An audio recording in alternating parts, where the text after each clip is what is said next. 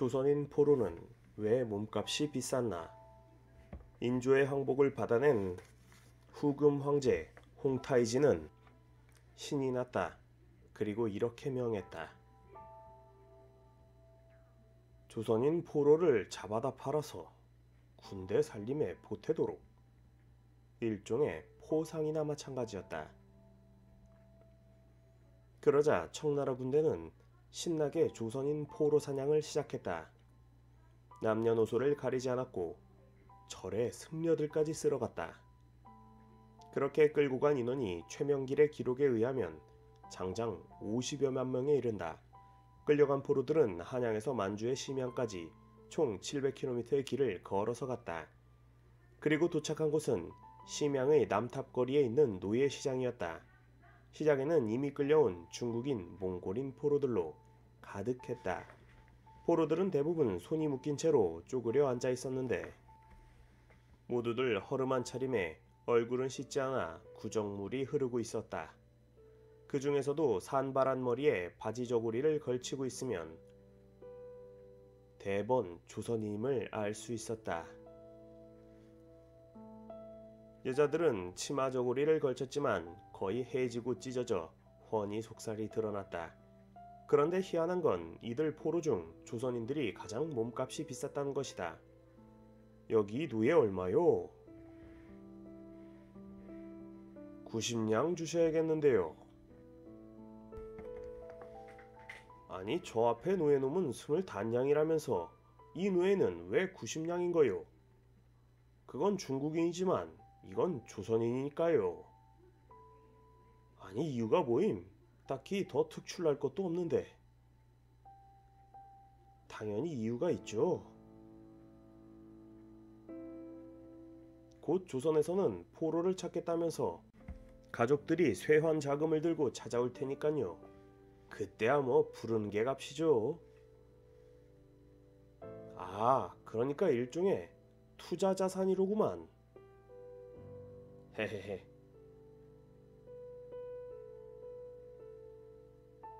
옳거니. 그럼 난 저 부티나는 조선 여자로 하리다. 이런 이유로 조선 포로들의 몸값은 높았고 이렇게 팔려간 노예들은 조선에서 속환 자금을 싸들고 오기까지 각종 노역과 폭력, 강간에 시달려야만 했다. 포로들의 몸값, 속환 자금.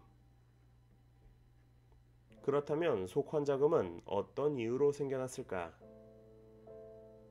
때는 1627년 무섭게 성장한 청나라는 인조 반정을 빌미로 조선을 공격했다.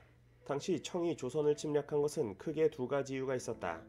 먼저 명을 치기에 앞서 조선을 진압해서 뒤치기 위협을 방지하는 것이었다. 그리고 인구가 적었기 때문에 포로를 붙잡아 인력을 확보하고자 했다. 당시 만주족은 모든 인구를 합해도 100만 명이 채 안 되었고 중국인, 몽골인 포로들이 약 50만 명 정도 있었다. 그런데 조선 인구는 무려 1100만 명 아닌가. 이 중 청이 특히 노렸던 것은 조선의 가임기 여자들이었다. 만주족은 이들을 처첩으로 삼아 인구를 불리고 농사기술도 활용하여 만주벌판을 농토로 개간할 생각이었다. 이때 포로와 관련해서 삼전도에서 나눈 인조와 홍타이지 사이 대화가 압권이다. 조선왕은 약속하라. 예, 폐하. 내가 끌고 가는 조선인 포로들 가운데 혹시라도 압록강을 건너기 전에 도망친 자가 있으면 붙잡지 않겠다. 단 압록강을 건너 만주 땅을 한 발자국이라도 밟은 조선인이 도망쳐 나온다면 그때는 조선이 무조건 우리에게 돌려줘야 한다. 알겠는가? 성은이 망극하여이다. 그래서 데려간 포로들이었는데 이후 슬슬 문제가 나타나기 시작한다. 조선의 가족들이 몸값을 지불하고 포로들을 하나둘씩 데려가기 시작했던 것이다. 거기에 탈출하는 포로들도 점차 늘어났다. 이들은 마치 탈북자들이 주중 한국 대사관에 가서 그러듯이 심양의 소현세자 처소에 가서 목숨을 걸고 읍소하거나 맨몸으로 압록강을 건너 고향으로 돌아오기 시작했다. 나중에는 청나라에서도 이들을 완전히 막는 것은 도저히 불가능하다는 것을 깨닫고 아예 포로들에게 두당 은 몇 냥이란 식으로 몸값을 제시하기에 이른다. 이것이 바로 속환자금이다. 속환 이후 청으로 끌려간 포로들은 대거 고향으로 복귀하게 된다. 결국 인조의 오판이 전쟁을 불러 수많은 사람들이 끌려가고 속환자금을 마련하는 과정에서 조선의 경제 생산량의 상당 부분이 간접적으로 청나라로 수탈되었던 것이다. 환향녀와 면죄부. 고국에서 가족들이 돈을 싸질머지고 와 속환금을 치르고 풀려났다는 포로들 소식이 곧 한양에도 퍼졌다. 대부분의 백성들은 이것을 반겼으나 양반들은 혼란에 빠졌다. 그래도 불쌍한 사람들이니 이렇게라도 왔으면 좋은 거지. 하모, 그 사람들이 무슨 죄를 지은 것도 아닌데 너무 야박하게 굴면 못 쓴다. 하지만 양반들은 달랐다.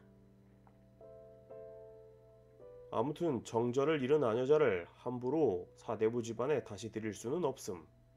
오면 무조건 이혼이야. 그러자 조정은 크게 들썩거렸다. 전하, 이번에 돌아온 포로들 대부분은 청이 요구하는 몸값을 지불할 수 있는 양반 출신들이옵니다. 하운데 돌아온 포로들 중에는 여자들이 많나이다. 뭐라? 양반 놈들이 그렇게 자기 부인들을 챙겼단 말인가? 그럴 리가 있겠사옵니까? 다 처가 쪽 식구들이 데려온 것입니다. 에휴, 그럼 그렇지. 문제는 사대부 집안 남자들 쪽에선 여자들의 정절을 문제 삼아 받아주지 않는다 하니 처가 쪽 사대부가의 반발도 상당할 듯 하옵니다. 이걸 어찌한담. 부녀자들이 스스로 잘못해서 잡혀간 것도 아니니 나라에서 따뜻하게 보듬어 주셔야 하올 걸로 아옵니다. 맞나이다. 저들을 그대로 방치해두면 필시 많은 이들이 스스로 목숨을 끊을 것입니다. 알았으니 어디 방법을 생각해 말해보거라. 조정에서 여인들에게 일종의 면죄부를 내려주는 것입니다. 어떻게?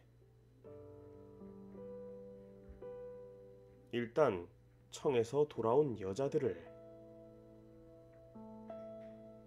홍제원 냇물에서 몸을 씻고 한양에 들어오게 하옵소서. 그리하여 연신 내 목욕 면죄부가 시행되었다. 하지만 이러한 조치는 당연히 씨알도 먹히지 않았으니 이후에도 사대부가의 이혼 허락 상소는 끊이지 않았다. 결국 인조는 사대부들에게 이런 교지를 내린다. 그러면 그냥 첩을 두라는. 하지만 당시 여인들에게 있어 남편이 첩을 들인다는 말은 곧 소박을 만든다와 다를 바 없는 의미였다.